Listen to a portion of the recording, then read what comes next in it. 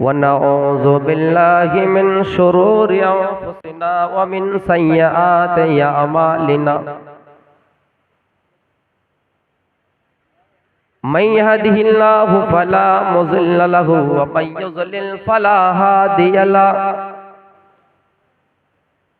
व अशहदु अल्ला इलाहा इल्लल्लाहु वहदहु ला शरीका लहु व अशहदु अन्न मुहम्मदन अब्दुहु व रसूलुहु अम्मा बअद अऊज़ु बिल्लाहि मिनश शैतानिर रजीम बिस्मिल्लाहिर रहमानिर रहीम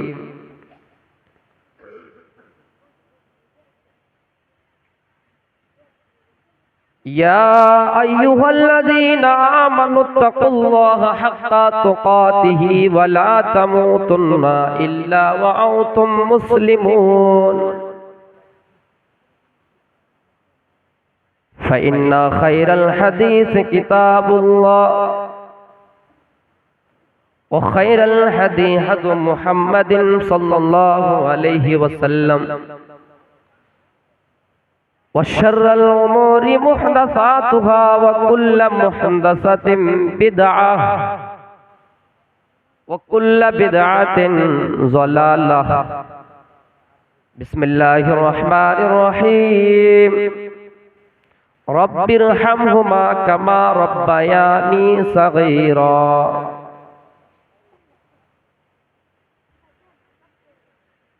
स्टेज पर तशरीफ फरमा उलमाए किराम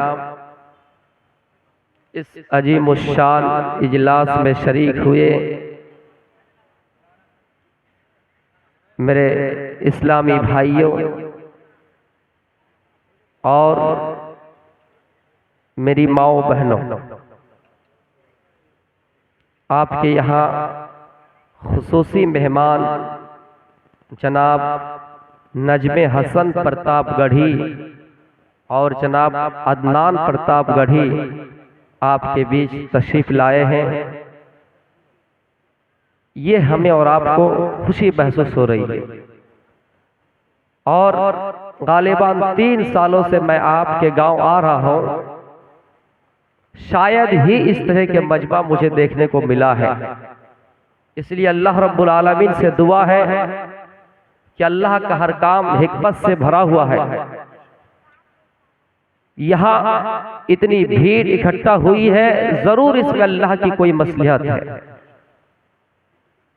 मैंने कुरान करीम की एक आयत पढ़ी, वक्त मुख्तसर मिला, जिसमें अल्लाह रब्बुल आलमीन अपने नबी के जरिए ये पैगाम दे रहा है कि आए नबी आप अपनी उम्मतों से खिताब कीजिए, अपनी उम्मतों से कहिए कि वो अपने माँ बाप के लिए दुआ करें। जब उनके वालिदैन बुढ़ापे के आलम में पहुंच जाए, खास तौर से उस वक्त उनका एहतराम करें, उनकी देखभाल करें। मेरे भाइयों, अल्लाह रब्बुल आलमीन फरमाता है वक़ज़ा रब्बुका अल्ला ताबुदू इल्ला इय्याहु व बिल वालिदैनि इहसाना। ऐ मेरे बंदो, मैंने ये फैसला कर दिया है, तेरे रब ने ये फैसला कर दिया है कि तुम अल्लाह ही की इबादत करना, और अल्लाह की इबादत के बाद अगर किसी का पहले नंबर पे दर्जा आता, किसी का पहला दर्जा है, किसी को पहला हासिल है, तो तुम अपने वालिदैन के साथ एहसान करना। ये नहीं कहा कि अल्लाह रब्बुल आलमीन तुम अपने वालिदैन के साथ ये करना वो करना, नाम नहीं लिया, बल्कि अल्लाह रब्बुल आलमीन ने कहा एहसान करना, और एहसान के अंदर हर होने की शामिल है। यानी अगर बाप बूढ़ा है, माँ बूढ़ी है, अगर माँ की ख्वाहिश है कि माँ को पीठ पे लाद के आप मार्केट ले जाए, माँ अगर ये कहे कि तुम मुझे मस्जिद तक ले चलो, माँ अगर ये कहे कि तुम मुझे हज कराओ, माँ अगर ये कहे कि तुम बैतुल्लाह का तवाफ कराओ, मेरे भाइयों तो माँ की बात सुनना पड़ेगी। एहसान के अंदर शामिल है, माँ अगर कहीं जाना चाहे और बूढ़ी हो जाए, लागर हो जाए, कमजोर हो जाए, तो तुम अपनी पीठ पर सवार करके उस माँ को ले जाओ। इसी अल्लाह रब्बुल आलमीन कहता है वबिल वालिदैन इहसाना, ऐ लोगों तुम अपने वालिदैन के साथ एहसान करो, अच्छा सलूक करो।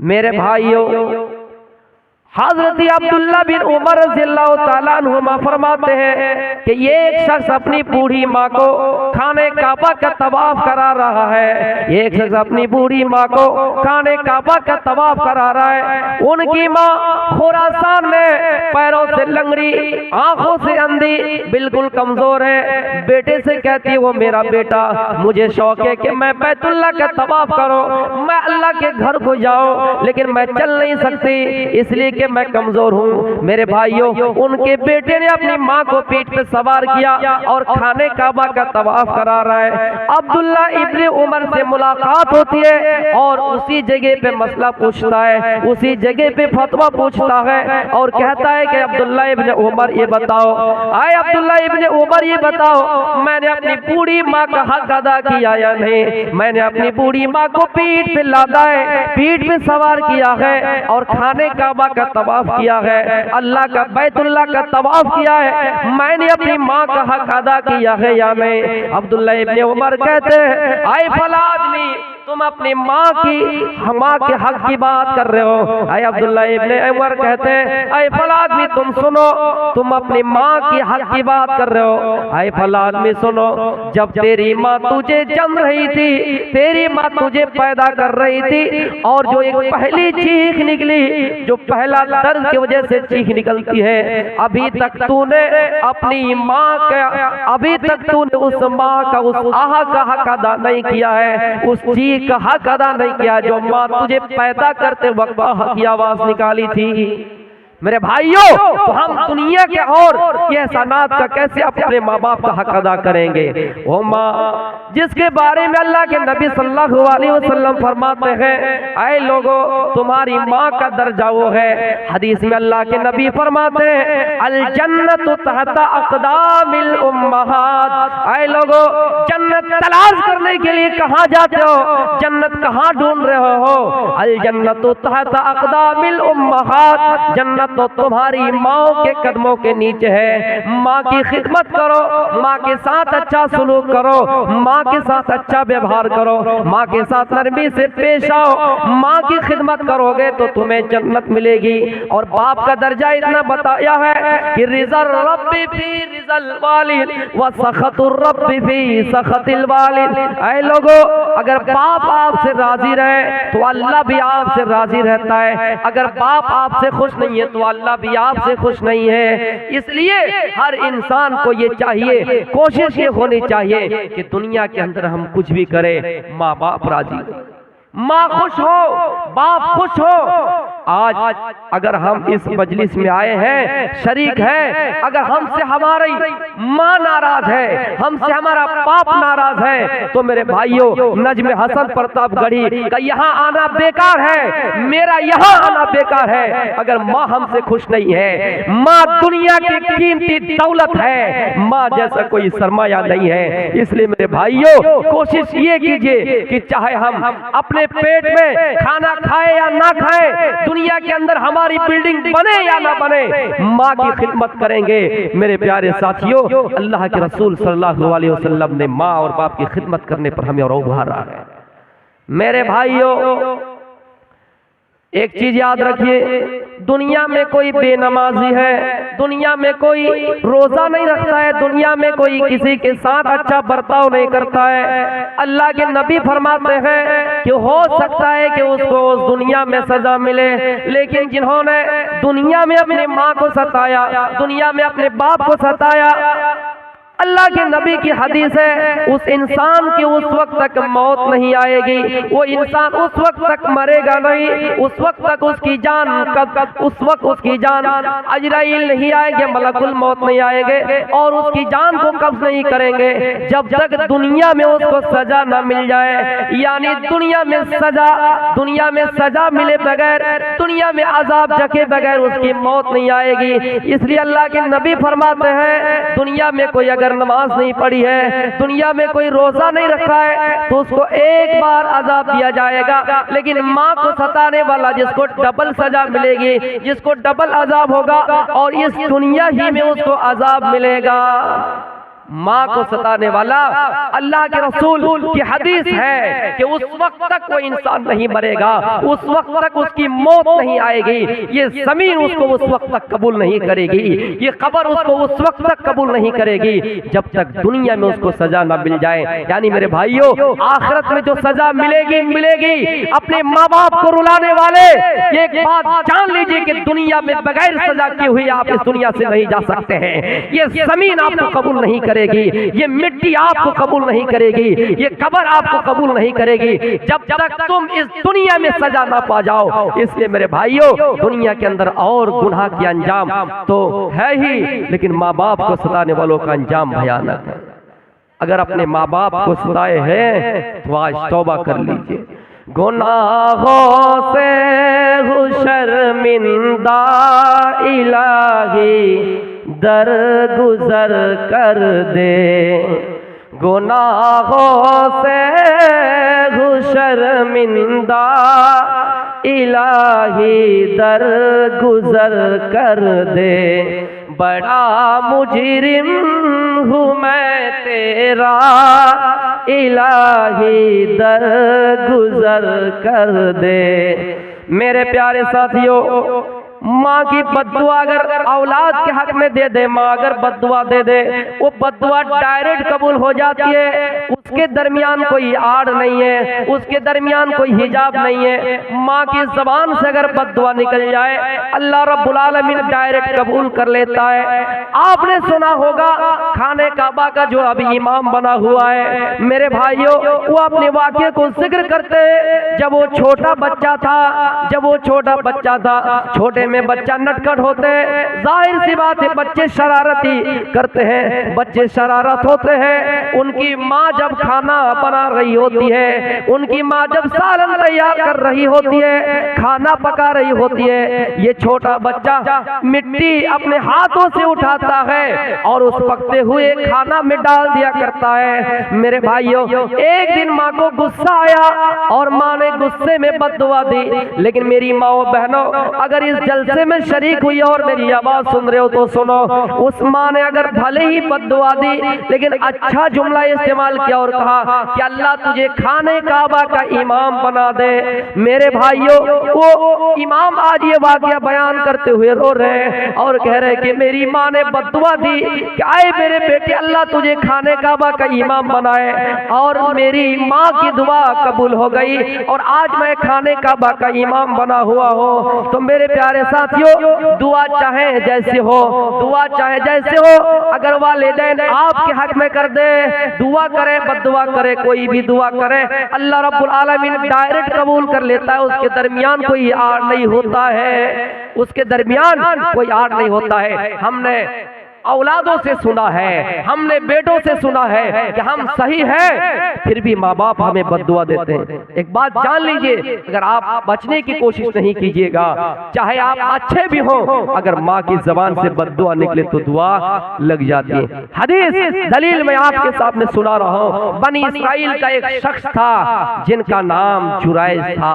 बहुत बड़े आबिद थे, अल्लाह को चाहने वाले थे, अल्लाह से दिल लगा कर बैठे, मस्जिदों में बैठकर अल्लाह से दुआ कर रहे थे। एक इबादत खाना उन्होंने बनवाया जिसपे बैठे अल्लाह को याद कर रहे थे। एक दिन ऐसा हुआ, ये जुरैज नमाज में मशगूल है और उनकी माँ आए और आवाज दी कि आए जुरैज। इधर जुरैज अल्लाह से दिल लगाए हुए अल्लाह से अल्लाह का जिक्र कर रहा है, नमाज की हालत में मशगूल है। मेरे भाइयों, एक तरफ माँ की आवाज है, दूसरी तरफ अल्लाह से वास्ता किया हुआ है, अल्लाह से दिल लगाए हुए बैठे। जुरैज मन ही मन में सोच रहा है कि मैं क्या करूं। एक तरफ मेरी माँ आवाज दे रही है तो दूसरी तरफ नमाज में मशगूल है। अब अगर नमाज छोड़ दे तो अल्लाह से हट जाएगा, अल्लाह से रिश्ता टूट जाएगा, क्योंकि नमाज की हालत में है। अगर माँ को जवाब नहीं देता है तो माँ भी नाराज हो जाएगी। इसलिए जुरैज ने सोचा चलो नमाज पूरी कर लेते, उसके बाद हम माँ से कलाम करेंगे, माँ से बात करेंगे। मेरे भाइयों, जुरैज नमाज में मशगूल हो गए। माँ दूसरे दिन आए, फिर देखा जुरैज नमाज की हालत में मशगूल है। फिर माँ ने आवाज दी जुरैज। इधर जुरैज सोच रही है अल्लाह आज भी मेरी माँ आवाज दे रही है और मैं नमाज पढ़ रहा हूँ, मैं नमाज छोड़ूं या अपने माँ को जवाब दूं। मेरे प्यारे साथियों, तीसरे दिन जब माँ ने आवाज दी, जुरैज फिर नमाज में मशगूल है, तो माँ ने गुस्से में बद्दुआ दे दी। माँ ने गुस्से में बद्दुआ दे दी। क्या बद्दुआ दी? क्या है मेरे बेटे जुरैज, उस वक्त तक तुम मर ना जाओ जब तक तुम किसी जानिया औरत का चेहरा ना देख लो, जब तक तुम्हारी मुलाकात किसी फाहिशा औरत से ना हो, जब तक तुम्हारी मुलाकात किसी बच्चलन औरत से ना हो। माँ ने बद्दुआ दी। मेरे भाइयों, जुरैज को वो बद्दुआ लगी। कैसे? जुरैज अपने इबादत खाने में, जुरैज अपनी इबादत खाने में इबादत कर रहा है, नमाज पढ़ रहा है, अल्लाह को याद कर रहा है। इतने में उनके पास जंगलों में, पहाड़ी इलाके में कुछ औरतों की जमातें, कुछ बदकार औरतों की जमातें मवेशी चराया करती थी। उस जमाने में जो दुम्बा वगैरह हुआ करते हैं, मेरे प्यारे साथियों, हसीन और जमील औरत है और ये जुरैज के पास आ जाती है और कहती है जुरैज मैं आज तुम्हारे लिए आजाद हूँ, ऐ जुरैज आज तुम मेरे साथ खेलो, ऐ जुरैज आज मैं तुम्हें मौका दे रही हूँ, ऐ जुरैज तुम मेरे जिस्म के साथ खेलो। मेरे प्यारे साथियों, जुरैज अल्लाह की इबादत करने वाला, अल्लाह से दिल लगाने वाला, नमाज पढ़ने वाला, अल्लाह के नजदीक प्यारा, अल्लाह के नजदीक अच्छा इंसान, ये जुरैज कहता है कि नहीं नहीं नहीं नहीं, मैं तुम्हारे साथ ऐसा नहीं करूंगा। वो औरत आखिरकार उसके पास से चली गई। पहाड़ों में और भी चरवाहे बकरियां चरा रहे थे, मवेशी चराया करते थे। वो औरत उस चरवाहे के पास गई, किसी चरवाहे के पास गई और चरवाहे के पास जाकर उन्होंने मुंह काला कर लिया, उन्होंने गलत काम कर लिया, उन्होंने जिना कर लिया, उन्होंने बदकारी कर लिए और बदकारी किए तो उसका हमल ठहर गया, बच्चा पैदा हो गया। जब बच्चा पैदा हो गया तो उसने एक शोर मचा दिया, एक आवाज लगाई कि मेरे साथ मुंह काला किसने किया है? जुरैज ने। मेरे प्यारे साथियों, जुरैज की बदनामी होने लगे। यहाँ तक के मौशरे वाले आए, कुंबे कबीले वाले आए, खानदान वाले आए, पूरे इलाके के लोग आए। कहे जुरैज, आए जुरैज, मैं ये समझता था, हम लोग ये समझते थे कि तुम अल्लाह की इबादत करते हो, लेकिन ये जुरैज तुमने ऐसा काम क्यों किया? तुमने किसी फाहिशा औरत से मुलाकात क्यों की? तुमने उसके साथ बदकारी क्यों की? देखिए तोहमत लग रही है, हालांकि जुरैज ने ऐसा नहीं किया था। मेरे भाइयों, जुरैज ने कहा नहीं नहीं मैंने ऐसा नहीं किया है, मैंने ऐसा नहीं किया है। वो बच्चा पैदा हुआ, जुरैज ने कहा लोगों ये छोटा बच्चा है, लाओ उस छोटे बच्चे से पूछते हैं कि तुम्हारा बाप कौन है, तुम्हारा बाप कौन है। छोटा बच्चा है, अभी बात करना नहीं आता है, अभी छोटा बच्चा है, आवाज नहीं निकल रही है, छोटा बच्चा है, जाहिर सी बात है अल्लाह ने कुव्वत गोयाई नहीं दी है, छोटा बच्चा है। जुरैज कहता लाओ उस बच्चे से पूछें कि तुम्हारा असली बाप कौन है। उस छोटे बच्चे से जुरैज ने पूछा, छोटे बच्चे से जुरैज ने पूछा, ए बच्चा तुम ये बताओ कि तुम्हारा असली बाप कौन है। वो छोटा बच्चा जिसको अल्लाह ने कुव्वत गोयाई नहीं दी, वो छोटा बच्चा चीख पड़ा, बोल पड़ा, क़ाल अर्राई, मेरा बाप तो चरवाहा है। सच्चाई सामने आ गई, हकीकत सामने आ गई। हकीकत में वो आबिद, वो जुरैज उनके साथ मुंह काला नहीं किया था। लेकिन मेरे भाइयों, मौजू से जो बात टच खा रही है वो बात ये है कि माँ ने बद्दुआ दी, क्या मेरे बेटे तुम उस वक्त तक नहीं मरोगे जब तक किसी फाहिशा औरत का चेहरा ना देख लो, जब तक किसी जानिया औरत का चेहरा ना देख लो, उस वक्त तक नहीं मरोगे। मेरे प्यारे साथियों, तोहमत तो लगी, उन्होंने बदकारी नहीं की, गलत काम नहीं किया, लेकिन तोहमत तो लगी,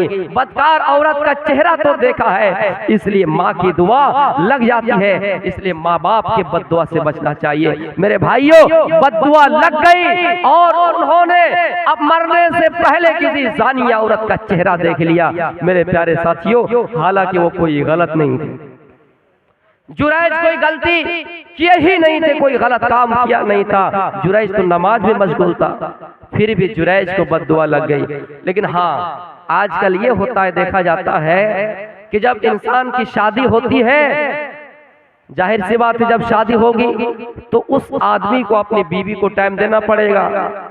लेकिन मामला ये है कि माँ जब ये देखती है कि बहू से प्यार करता है, माँ जब देखती है कि बहू से मोहब्बत करता है, उठना बैठना सब बहू से, तो माँ को पसंद नहीं आता है, माँ नाराज। और जब देखती है बीवी की माँ से मोहब्बत करता है शौहर, तो फिर इधर बहू नाराज, इधर बीवी नाराज। यानी मेरे भाइयों, इसलिए सोचना चाहिए, एक माँ को भी सोचना चाहिए कि अब जाहिर सी बात है मेरे बेटे की शादी हो गई है, उसको अब अपनी बीवी की जिंदगी निभानी है, ये रिश्ता उनको निभाना है, उसके पास भी उनको टाइम देना है। और एक बीवी को भी ये सोचना चाहिए कि उनकी माँ है, उनका वो बेटा है, उनके पास भी उनको टाइम देना है। मेरे भाइयों, हमने कितने नौजवानों को देखा, हमने सुना है, अगर माँ के लिए चुपके से कुछ लाए बेटा और बीवी को पता चल जाए तो मेरे भाइयों 2-3 दिन तक वो नाराज रहती है, वो बीवी नाराज रहती है, वो उनसे खुश नहीं होते हैं। मेरे भाइयों, इसलिए मियार एक होना चाहिए, एक माँ को भी सोचना चाहिए और एक बहू को भी सोचना चाहिए। मेरे प्यारे साथियों, हर तरफ देखना है, मियार एक होना है। ऐसा नहीं कि सिर्फ बहू ही को टाइम दे, सिर्फ बीवी ही को टाइम दे, ऐसा नहीं कि सिर्फ माँ ही को टाइम दे, जरूरत सबकी है, माँ की भी देखभाल करें, बीवी की भी देखभाल करें। मेरे प्यारे साथियों, लेकिन हाँ, वो बच्चा कब बिगड़ता है, वो बच्चा कब बर्बाद होता है, इसमें वालिदैन का भी हाथ है, इसमें माँ का भी हाथ है, इसमें बाप का भी हाथ है। बच्चा कब बिगड़ता है, बच्चा कब बिगड़ता है, औलाद कब बिगड़ जाती है। अल्लाह के नबी सल्लल्लाहु अलैहि वसल्लम फरमाते हैं, कुल्लु मौलूदिन अलल फित्रा युलदु अलल फित्रा। ऐ लोगों, हर बच्चा फितरत इस्लाम पर पैदा होता है। माँ उसे यहूदी बना देती है, बाप उसे यहूदी बना देता है, बाप उसे नसरानी बना देता है, बाप उसे मजूसी बना देता है, माँ उसको गलत रास्ते पर ले जाती है, माँ उसको गलत रास्ता बताती है। अगर माए अपनी औलाद को सही तरबियत दे, अगर माए अपनी औलाद को दीन की तालीम दे, दीन का ज्ञान सिखाए, दीन का इल्म सिखाए, तो जाहिर सी बात है कि वो औलाद बिगड़ेगी नहीं। एक वालिदैन के ऊपर भी जिम्मेदारी है कि वो अपने बच्चों को सही तरबियत दे। आपने नाम सुना होगा, हिंदुस्तान के अंदर एक डाकू हुआ करता था, हिंदुस्तान के अंदर एक डाकू हुआ करता था जिनका नाम सुल्ताना डाकू है। ये बहुत बड़ा चोर था। जब इनको अंग्रेजों ने पकड़ लिया, इनकी गिरफ्तारी हुई, सुल्ताना डाकू को फांसी देने की बात हुई। क्या है सुल्ताना डाकू, अब तुम्हें फांसी दे दी जाएगी, और फांसी देने से पहले आखिरी ख्वाहिश पूछी जाती है। फांसी देने से पहले तुम्हारी आखिरी ख्वाहिश पूछी जाएगी कि बताओ आखिरी इच्छा क्या है, आखिरी ख्वाहिश क्या है। सुल्ताना डाकू ने कहा, ऐ लोगों, मेरी आखिरी ख्वाहिश है कि जब मुझे फांसी के फंदे पे लटकाया जाए, जब मुझे फांसी के फंदे पे लटकाया जाए, जब मुझे तख्ते पे लटकाया जाए, तो मेरी माँ मेरे सामने मौजूद हो। जब मुझे फांसी के फंदे लटकाए जाए तो मेरी माँ उस वक्त मेरे पास मौजूद हो। सुल्ताना डाकू बार बार इसरार करते रहे, मेरी माँ को मेरे पास लाओ, मेरी माँ को मेरे पास लाओ। जब उनकी माँ को उनके पास लाए गए, सुल्ताना डाकू से फिर पूछा गया, बताओ तुम अपने माँ के सामने क्यों मरना चाहते हो, वजह क्या है। सुल्ताना डाकू ने कहा, ओ लोगों, जब मैं छोटा बच्चा था, एक दिन मैं छोटी दुकान गए, मैं किराना दुकान गए, और वहां मेरी माँ ने कहा कि 3 अंडा खरीद के ले आओ। मैंने 3 अंडा खरीदा और 1 अंडा चोरी कर लिया। 1 अंडा चोरी करके लाए और अपनी माँ को 4 अंडा थमा दिया। मेरी माँ ने मुझे डांटने के बजाय पीठ पर थपथपाया। मेरी माँ ने मुझे डांटा नहीं, मेरी माँ ने मुझे मना नहीं किया, मेरी माँ ने मुझे डांटा नहीं, ये नहीं कहा कि मेरे बेटे तुमने चोरी क्यों किया। अगर मेरी माँ उस वक्त डांटे होते तो आज मैं इतना बड़ा लुटेरा नहीं बनता, आज मैं इतना बड़ा डाकू नहीं बनता, आज मैं इतना बड़ा चोर नहीं बनता और फांसी के फंदे पे नहीं लटकता, झूलता, फांसी के तख्ते पे नहीं लटकता। इसलिए मैं चाहता हूँ कि जब मैं फांसी के फंदे पे झूलूं, फांसी के तख्ते पे लटकूं तो मेरी माँ देखे कि कैसे मौत आती है, अपने बेटे को तड़पते हुए देखे। इसलिए मेरे भाइयों, इस वाक़े में इबरत है, इस वाक़े में नसीहत है कि माँ ये देखे कि अगर मैं अपने बेटे को सही तरबियत दी होते, अगर माँ अपने बेटे को सही ज्ञान दिए होते तो आज ये नौबत पेश नहीं आती। इसलिए मेरे भाइयों, एक माँ बाप की भी जिम्मेदारी है कि अपने बेटे को डांटे जब कोई गलत काम करे और ये समझाए, ओ मेरा बेटा, तुम मेरे बेटे हो, तुम मार्केट जा रहे हो, तुम फला जगह जा रहे हो, तुम मार्केट जा रहे हो, बाजार जा रहे हो, रास्ते में कहीं किसी का माल ना चुराना, किसी के सामने झूठ ना बोलना। अब्दुल कादिर जिलानी बगदादी रहमतुल्लाह का नाम आपने सुना है। ये जब 14 साल की उम्र में था, उनकी माँ ने उनको आला तालीम के लिए और ज्यादा पढ़ने के लिए, इल्म सीखने के लिए बगदाद भेजा। मेरे प्यारे साथियों, ये बगदाद गए इल्म सीखने के लिए। उनकी माँ ने उन्हें नसीहत की, ओ मेरे बेटे, हालात चाहे कुछ भी हो जाए, कभी किसी के सामने झूठ नहीं बोलना। हालात चाहे कुछ भी हो जाए, कभी किसी के सामने झूठ नहीं बोलना। उनके जेब में 40 अशरफिया रख दिए और उनके कुर्ते को सी दिए और 40 अशरफिया देकर भेज दिए। माँ ने कहा, बेटे चाहे कुछ भी हो जाए झूठ ना बोलना। रास्ते में एक लुटेरे की जमात आती है, रास्ते में काफिला मिलता है, चोरों की जमात आती है और उसको पकड़ लेता है, उसको गिरफ्तार कर लेता है और पूछता है कि बताओ तुम्हारे पास क्या क्या है। चोर पूछता है, डकैत पूछता है कि बताओ तुम्हारे पास क्या क्या है। उसने बता दिया कि मेरे पास इतने इतने रुपये हैं। जो हाथ में था, जो जाहिरन दिखाई दे रहा था, वो ले लिया और कहा मेरे पास 40 अशरफिया हैं जो छिपे हुए हैं, जो बंद किए हुए हैं, जो जेब में 40 अशरफिया है। चोर परेशान हो गए कि कैसा इंसान है, अगर पैसा छुपा हुआ है तो इसको बोलने की क्या जरूरत है। मजाक किए कि नहीं तुम मजाक कर, ऐसा नहीं हो सकता है। उन्होंने खोल के देखा तो देखा, हकीकत में गिन के देखा तो 40 अशरफिया उसमें मौजूद है। चोरों को एक चकमा लगा कि क्या बात है कि तुमने सच्चाई का एतराफ कर लिया। ये पैसा या अशरफिया जहाँ छिपे हुए थे कोई देख नहीं पाता, लेकिन तुमने सच्चाई का एतराफ क्यों किया। अब्दुल कादिर जिलानी कहते हैं, ऐ चोरों की जमातों, ऐ भला आदमियों सुनो, मैं इसलिए सच्चाई का एतराफ किया हो क्योंकि मेरी माँ ने मुझे नसीहत की है, मेरी माँ ने मुझे चलते वक्त सिखाया है, हालात चाहे कुछ भी हो जाए तुम झूठ ना बोलना। हालात चाहे कुछ भी हो जाए, मजबूरियां कितनी आ जाए, झूठ ना बोलना। इसलिए मैंने अपनी माँ की नसीहत को याद करते हुए सच्चाई का एतराफ कर लिया और बता दिया कि 40 अशरफिया है। जब चोरों को पता चला कि अपनी माँ की नसीहत को भुला नहीं सकते हैं, ये अपनी माँ की नसीहत को याद करते हुए, ये अपनी माँ की नसीहत को याद करते हुए 40 अशरफिया जो छिपे हुए थे बता दिया। चोरों को यह एहसास हुआ, आज तक हम झूठ बोल के आ रहे हैं, कभी हम सच नहीं बोले हैं, कभी हम हलाल पैसा नहीं कमाए हैं, हमने जिंदगी भर हराम का पैसा कमाया है, हमने जिंदगी भर हराम का पैसा खाया है, हमने जिंदगी भर हराम का लुक्मा खाया है। मैं यही से तौबा करता हूँ, हम लोग यही से तौबा करते हैं कि आज के बाद से हम लोग भी चोरी नहीं करेंगे, आज के बाद से हम लोग भी डकैती नहीं डालेंगे। तो मेरे भाइयों, ये थी माँ की नसीहत, ये थी माँ की तरबियत। मेरी माँ, मेरी बहनों, अपनी औलाद को सही तरबियत दो और सोचो कि अगर हम खुद जन्नती हैं तो हम ये कैसे गवारा करें कि मेरी बेटी जहन्नम में जले, हम कैसे गवारा करें कि हमारा बेटा जहन्नम में जले।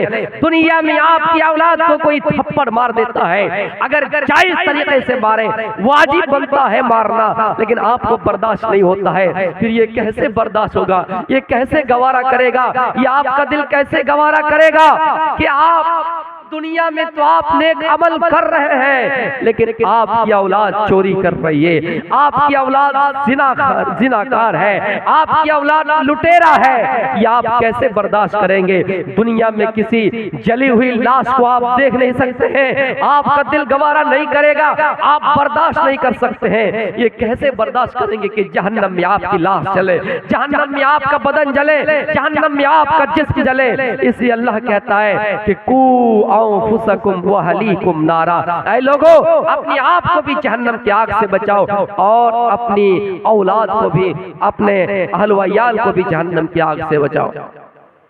अल्लाह के नबी सल्लल्लाहु अलैहि वसल्लम अपनी बेटी फातिमा के घर जाते हैं, अपनी बेटी फातिमा के घर जाते हैं, जाकर देखते हैं कि दरवाजे में एक डिजाइनदार चादर लटक रही है, डिजाइनदार पर्दा लटक रहा है, डिजाइनदार चादर लटक रही है। आपने देखा उनके नक्शो निगार को देखा, आपने उनके डिजाइन को देखा, तो आपने इस तरह महसूस किया कि आप नाराज हो गए। मेरे भाइयों, नागवारी का असर आपके चेहरे पे जाहिर हुआ और आप अपनी बेटी के घर नहीं गए, जल्दी वापस आ गए और अपने घर की तरफ आ गए।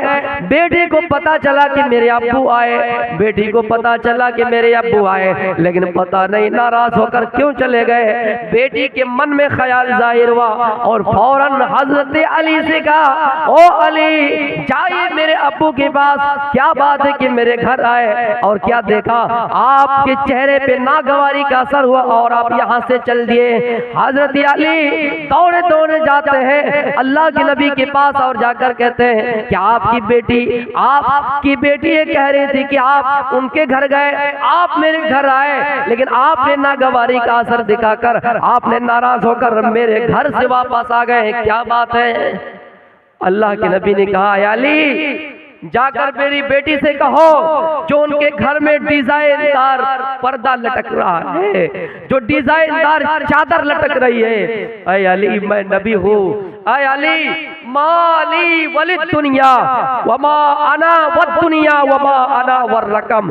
ऐ अली मेरी बेटी से जाके कहो मुझे इस दुनिया से क्या मतलब है, मुझे इस दुनिया की ज़ेबो ज़ीनत से क्या मतलब है, मुझे इस दुनिया की ज़ीनत से क्या मतलब है, मुझे इस दुनिया के नक्शो निगार से क्या मतलब है। ऐ अली मैं आज इस दुनिया में मुसाफिर की तरह हूँ, कराकिबिन इस्तदल्ला तहता शजरतिन।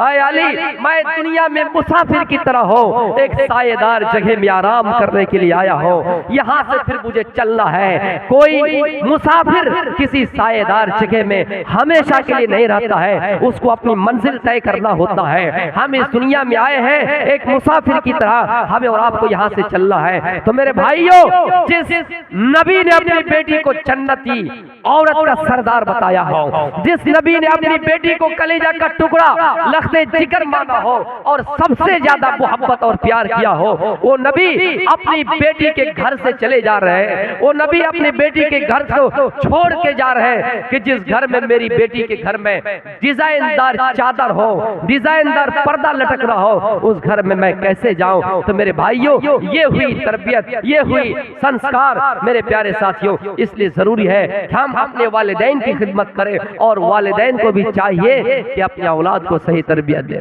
अमर बिन आस, हजरत अमर बिन अलास ये मिस्र का गवर्नर है, हजरत अमर बिन अलास मिस्र का गवर्नर है। एक मिस्री बच्चा अमर बिन अलास के बेटे से ये कहता है कि यहाँ हम दोनों घोड़ा दौड़ाते हैं, यहाँ हम और आप घोड़ा दौड़ाते हैं, रेस लगाते हैं, देखते हैं कि किसका घोड़ा आगे जाता है। एक गवर्नर का बेटा और एक पब्लिक आम जनता यानी मिस्री बच्चा, मेरे प्यारे साथियों, गवर्नर का बेटा है और एक मिस्री बच्चा है, घोड़ा दौड़ाता है, रेस लगाता है कि देखे किसका घोड़ा आगे जाता है। मेरे भाइयों, इत्तेफाक से उस मिस्री बच्चा का घोड़ा आगे जाने लगा, उस मिस्री बच्चा का घोड़ा आगे आगे जाने लगा, दौड़ने लगा। इस गवर्नर के बेटे को ये परेशान कर दिया कि हम गवर्नर के बेटे हैं, अगर हम हार जाएं तो हमारी इज्जत मिट्टी में मिल जाएगी, हमारी नाक कट जाएगी, हमारा कान कट जाएगा। इसलिए उन्होंने मिस्री बच्चा को नाजायज थप्पड़ मार दिया, नाजायज थप्पड़ मार दिया, चाबुक मार दिया कि नहीं तुम मेरे आगे कैसे घोड़ा दौड़ा सकते हो, मैं गवर्नर का बेटा हूँ, यहाँ का जो गवर्नर है, यहाँ का जो चीफ मिनिस्टर है, यहाँ का जो मुख्यमंत्री है, मैं उसका बेटा हूँ। और ये कैसे हो सकता है कि मेरा बाप यहाँ हुकूमत करे और तुम यहाँ घोड़ा आगे ले जाओ। इसलिए उन्होंने उसको मार दिया और उसको पीछे कर दिया। मेरे प्यारे साथियों, वो मिस्री बच्चा अमीरुल मोमिनीन हजरत उमर फारूक से शिकायत करता है कि अमीरुल मोमिनीन ऐसी बात है, गवर्नर का बेटा है, नाजायज मुझे थप्पड़ मारा है, घोड़ा दौड़ाने की बारी आई, हमने घोड़ा दौड़ाना शुरू किया, हमने रेस लगाए और जब रेस लगाई तो घोड़ा दौड़ाना शुरू के हमारा घोड़ा आगे आगे दौड़ रहा है। गवर्नर के बेटे को परेशान कर दिया। गवर्नर के बेटे हैरान में पड़ गए कि अगर वो हार गए तो उनकी इज्जत मिट्टी में मिल जाएगी, इसलिए उन्होंने मुझे नाजायज थप्पड़ मारा है, नाजायज थप्पड़ मारा है और मारा भी है तो इस एतबार से मारा है कि यहाँ मेरे बाप की हुकूमत है, मेरे बाप का राज चलता है और तुम मुझसे आगे घोड़ा दौड़ाओगे, मेरे आगे चलोगे, मुझे जीत लोगे, मुझे हरा दोगे, ऐसा नहीं हो सकता है। उन्होंने नाजायज थप्पड़ मार दिया। शिकायत की अमीरुल मोमिनीन से। हजरत उमर ने उन दोनों को बुलाया, अमर बिन अलास को बुलाया, उनके बेटे को बुलाया और उस मिस्री बच्चा को बुलाया, आमना सामना किया और पूछा, ये बताओ अमर बिन अलास, आए अमर बिन अलास के बेटे, ये बताओ क्या तुमने इसको नाजायज थप्पड़ मारा है? कहा मैंने नाजायज थप्पड़ मारा है। मिस्री बच्चा से पूछता है क्या वाकईतन तुझे मारा है? कहा मारा है। उस मिस्री बच्चा को हुक्म दिया जाता है कि जितनी स्पीड से ये तुम्हें मारा है, जितना जोर से तुम्हें ये मारा है, तुम भी अमर बिन अलास गवर्नर के बेटे को उतने जोर से थप्पड़ मार दो, तुम भी उतने ही स्पीड से मार दो। किसको मारने की बात कह रहे हैं? एक मुख्यमंत्री के बेटे को, एक गवर्नर के बेटे को। मेरे भाइयों, हिंदुस्तानी हम और आप हैं, क्या ये हमारे देश के वजीर आजम के बेटे अगर ये गलती कर ले, वजीर दाखिला के बेटे ये गलती कर ले, किसी चीफ मिनिस्टर के बेटे गलती कर ले और ये फैसला सुना दिया जाए, काजी ये फैसला कर दे कि इनके बदले में तुम्हारे बेटे को भी थप्पड़ मारा जाएगा, तो क्या ये कबूल करेंगे? नहीं, इसलिए कि हमारे मुल्क में अंधा कानून चल रहा है। ये हुकूमत कुफ्र से नहीं, कुफ्र से अगर चल सकती है तो चल जाएंगी, कुफ्र से चल तो सकती है लेकिन जुल्म से नहीं। मेरे भाइयों, हजरत उमर ने फैसला कर दिया कि तुम मिस्री बच्चा हो, तुम पब्लिक हो, तुम जनता हो, तुम्हें हक है, नाजायज थप्पड़ मारा है, तुम भी जोर से मार दो। मेरे भाइयों, उसको मार दिया गया। हम और आप दुनिया में पड़े हैं, इसलिए मेरे भाइयों कोशिश कीजिए। हजरत उमर ने कहा कि आप इसको मारने के बाद इनके बाप को भी मारो। लोगों ने कहा क्या बात है, इनके बाप ने क्या जुर्म किया है, क्या गलती की है? इनके बेटे ने थप्पड़ मारा, उनके बदले उनको मार दिया गया। हजरत उमर ने कहा नहीं नहीं, ये अपने बाप के बलबूते, बाप की जुर्रत पर थप्पड़ मारा है। इनकी बाप ने इन्हें सही तरबियत नहीं दी है। अगर बाप ने डांटा होता, अगर बाप ने समझाया होता, अगर बाप ने सिखाया होता कि मेरे बेटे, मैं गवर्नर तो हूँ लेकिन कानून अपनी जगह पे है, मैं फैसला नाजायज नहीं कर सकता, इन्होंने सही तरबियत नहीं दी थी। मेरे प्यारे साथियों, दुनिया में हम और आप पड़े हुए, बेकार जिंदगी को तू सवार ले, तौबा का दर खुला है रब को पुकार ले, बेकार जिंदगी को तू सवार ले, तौबा का दर खुला है रब को पुकार ले। मेरे प्यारे साथियों, मैं अपनी तकरीर को यही से खत्म करता हूँ। आखिर में अल्लाह रब्बुल आलमीन से दुआ है कि बारी इलाही इस जलसे को कबूल अता फरमाए। मैंने दो बातें यहाँ कही कि एक औलाद की जिम्मेदारी है,